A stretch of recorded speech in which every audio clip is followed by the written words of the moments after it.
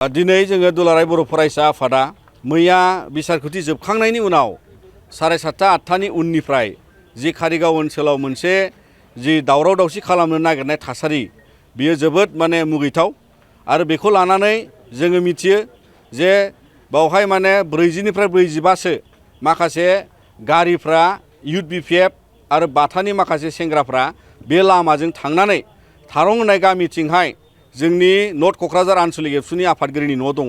बिथांमोना बेवहाय बिथांनि न'खौ गाग्लोबनो थांनाय मोनसे मनोभाबजों थांनायाव बै ओनसोलनि रायजोफ्रा बिथांमोनखौ हेंथा खालामो आरो रायजोजों बिथांमोना बाहाय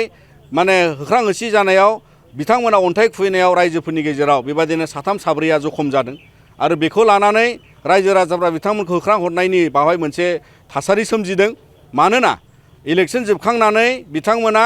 खुनु फद्दायै बिथांमोना मोजां गोसोजों थाङाखैमोन आरो बिथांमोना मानसि बुथारनायनि इंगितआव बिथिं थांदोंमोन जाय सोदोबफ्रा खोनानानै रायजोफ्रा गिनाय मोन्दों बेखायनो बिथांमोनखौ होख्रां होसि खालामदों बिथांमोननि मनोभाबा मानसि बुथारनांगौ बुथार बुथार होननानै बिथांमोना स्ल'गान होदों आरो जायखौ लानानै दिनै फोरमान जादों जे बिथांमोना बिनि उनाव फैनानै जोंनि कारिगावनि नैबे दालाइ एबसु अफिसखौ बिथांमोना ओरैबायदि खुबैला खुबैसि अन्थाइ खुबैबाय बुफाय बुसि खालामलांबाय आरो बेवहाय थानाय जोंनि गथ'फ्रा जोंनि फरायसाफ्रा बेवहाय उन्दुनायफ्रा बिथांमोना बेखौ गारनानै खारनांदों हरावनो आरो दिनै जोंनि एबसुनि गोथार फिरफिलाखौ बिथांमोना बुफायलांदों आरो बेजों बिथांमोना मोनसे फोरमान खालामनो नाजादों जे बिथांमोना कारिगाव हालामाव दावराव दावसि खालामनो थाखाय सुजुग लागासिनो दं आरो जोंनि दुलाराय बर' फरायसा आफादा जों अराय गोजोनखौ हास्थायनानै जोङो बर' सावथाल बाहाय रायजो जानायनि उनाव बर'फोरजों जि मोनसे गोरोबनानै गुबुन हारिया बाहाय जों खामानि मावगासिनो दङ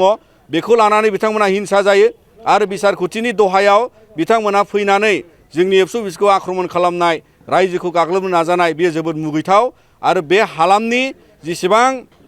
बेबादि दावराव दावसि खालामनो नाजानाय आरो गुबुन जायगानिफ्राय फैनानै जाय सेंग्रा जोहोलावफ्रा बिथांमोना बेबादि लोंला जाला खालामनानै दिनै जोंखौ गाग्लोबदों बेयो जोबोद मुगैथाव आरो बेबादि थासारिनिफ्राय अराय गोजानाव थानांगौ जाहाथे कारिगाव ओनसोला जों बाहाय गोजोनै अराय थानो लुबैयो आरो कारिगावनि सुबुंफ्रा बिनि थाखायनो बिथांमोनखौ हेंथा खालामदों मानोना बिथांमोना मोजां गोसोजों मालाबाबो 40-45 गारि लानानै साहा फारसे थांनाया मोजां गोसोनि नङामोन मानोना बिथांमोना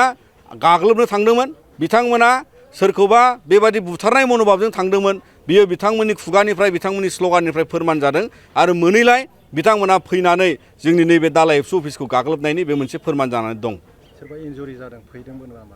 जोंनि थारं ओनसोलाव थानाय गामिनि जोंनि सुबुंफोरनि गेजेराव अन्थाइ खुबैनाय बाथुल गावनाय बेबादियाव जोंनि रायजोनि 3 साब्रैया जखम जादों आरो बिथांमोना बेबादिनो गाज्रि रावजों सोंखारिनायाव बेबादि गाग्लोबनाया बेखायनो जादों मानोना बे हालामनि रायजोफ्रा अराय बेबादि मोनसे गुबुंले थासारिखौ लुबैया आरो बिथांमोना अराय गोजोनाव थानो हास्थायो। बाथानि नाम फैगासिनो दङ बावहाय थानाय जेसेबां रायजोफोर दं बाथाया जेला हगदावो बे समाव रावबो बिथांनि आवाजखौ सिनाय गैया मानोना बिथाङा हगदावनानै गन्डगल खालामनानै दावराव खालामनानै सिनायथि मोननाय सासे लिडार जाय लिडारा एक्स एनडिपिमोन नाथाय बिथाङा एनएलएफनि लिडार फारसेथिंजाय बिथाङा बेलाव गबोनाय सासे गावखौनो बिराद गोख्रों दैदेनगिरि सानना लायो नाथाय नोंथाङा बेबादि दावराव दावसि बर' बिदा फंबायनि गेजेराव खालामनानै बेसेबां दिन बेसेबां सम नोंथाङा बेखौ बारहोनो नाजादों बिनिफ्राय नोंथाङा गोजानाव थानांगौ मानोना बर' माहारिनि गेजेराव नोंथाङा जि दावरावखौ खालामनो नाजायो गोदान लाइमोन जोहोलाव सेंग्राफोरखौ नोंथाङा बेबादि गोरोन्थि लामाजों दैदेननो नाजायो